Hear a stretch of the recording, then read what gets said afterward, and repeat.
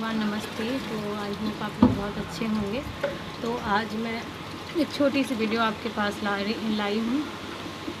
धार्मिक ओसीडी के बारे में बोला था कि मैं दूसरा वीडियो फिर से लाऊंगी, तो इसमें लाई हूँ मैं कि धार्मिक ओसीडी किसको हो जाती है और क्यों होती है। ठीक है, तो देखिए, धार्मिक ओसीडी है जो बहुत सेंसिटिव टाइप के इंसान होते हैं ना, जो अपनी तरफ से एक गलतियां करना ही नहीं चाहते। मतलब उनको कुछ गलत बर्दाश्त ही नहीं है। बहुत मतलब होता है ना, कुछ चीज़ गलत देख के डर जाना, बहुत जल्दी घबरा जाना। तो उनको क्या है कि आखिर वो ये बनना।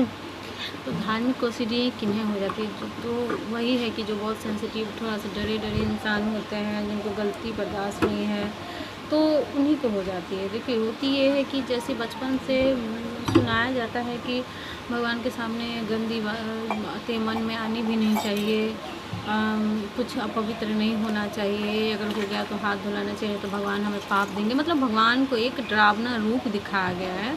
तो इसके कारण जो भगवान से कनेक्टेड हैं उनको अचानक ऐसे कोई थॉट आ जाते हैं, जैसे समझिए पूजा वूजा करते समय। इसके कारण क्या होता है कि भगवान का एक डरावना रूप जो है उनके मन में बैठ जाता है। इसके कारण क्या होता है, भगवान के पास जाना तो चाहते हैं, भगवान से प्यार भी बहुत करते हैं, पर उनका एक डरावना मन उनको जाने से रोकने लगता है। अब उनको क्या करता है, वो हर पॉइंट पे थोड़ा डरे रहते हैं कि मेरे से कोई गलती ना हो जाए, परफेक्ट रहने लगते हैं कि मेरे से कोई गलती ना हो जाए, कहीं मैं ये ना टच कर दूँ, कहीं झूठा से ना टच कर दूँ, कहीं मेरे मुँह से छींटे ना पड़ जाए, कहीं मेरे को मतलब इतना ज़्यादा वो अपने आप को कंट्रोल करने लगते हैं ना, जिसके कारण उनको ओसीडी रूप में एक थॉट बैठ जाता है।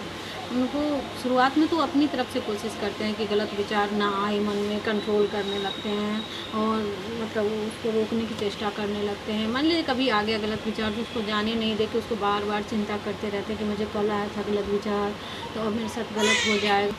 तो इस बचने की बजाय उनको क्या हो रहा है कि वही शुरुआत में तो खुद करते हैं, मतलब वो किसी चीज़ से बचने लगते हैं, गलत विचार को नहीं आने देना चाहते, कंट्रोल करने लगते हैं, अपने आप को पूरा चेक करने लगते हैं, कहीं गंदा हाथ से मैंने भगवान का चीज़ को टच ना कर दिया। तो ऐसे करते करते गॉड का जो है भयानक रूप उनके सामने हो जाता है। तो शुरुआत में तो अपनी तरफ से करते हैं, फिर एक टाइम ऐसा आता है कि उनकी मर्ज़ी के खिलाफ़ वो काम होने लगता है। मतलब अब वो नहीं चाह रहे हैं, मतलब अब वो थक से गए हैं।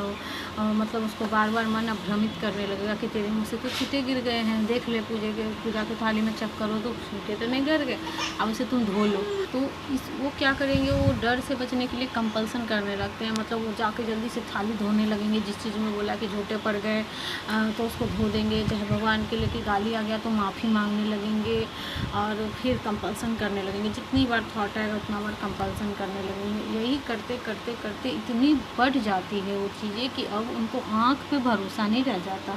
मतलब कहने का मतलब आँख से वो देख रहे हैं कि सब स्वच्छ है, सारे पूजे के बर्तन साफ़ हैं, मैंने कुछ ऐसा मतलब अपने आप पे भरोसा नहीं रह गया। उन्होंने कुछ ऐसा गलत नहीं किया है, फिर भी मन ने भ्रमित कर दिया कि नहीं तूने तो गलत किया है, तूने तो भगवान की चीज़ को टच कर दिया, तूने तो ये टच किया, तूने तो गाली दे दी है, अभी तो गाली दी है तूने। तो इस तरीके से वो बार बार थॉट को चेक कर लेंगे, रिवाइंड कर करके। फिर वो मतलब अपने आप उनका याददाश्त भी कमज़ोर सा हो जाता है और अपने आप पे भरोसा भी नहीं रह जाता है। तो इस तरीके से फिर धार्मिक ओसीडी की शुरुआत हो जाती है। फिर धीरे धीरे किसी को 20 साल, किसी को 25 साल लंबे तौर तक बढ़ती चली जाती है। एक टाइम ऐसा आता है कि अब वो भगवान से भागने तक लगते हैं, पूजा पाठ छोड़ ही देते हैं। मतलब फिर भी उनका ये थॉट कम नहीं होता है। किसी को जब तक वो भगवान से दूर रहते हैं तो कम हो जाता है, जैसे ही भगवान के पास से गुजरते हैं, चाहे जाते हैं भगवान के पास, और थॉट चालू हो जाते हैं। तो इस तरह से जीना तो दुर्लभ हो ही जाएगा ना।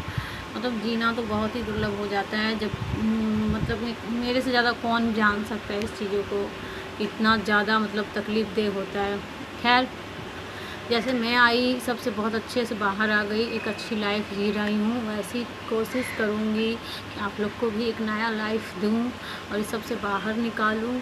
और अगर मेरी हेल्प चाहिए तो मेरे नंबर भी रहेंगे और उस पर आप कॉल कर सकते हो, और जहाँ से मिले अपने आप को इलाज लें इसका।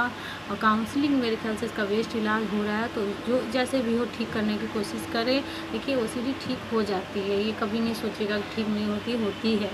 ठीक है, तो ऐसे करके ये तो अभी ये जो वीडियो था तो ये मतलब इस बारे में था कि धार्मिक ओसीडी कैसे हो जाती है और कैसे परेशान करती है।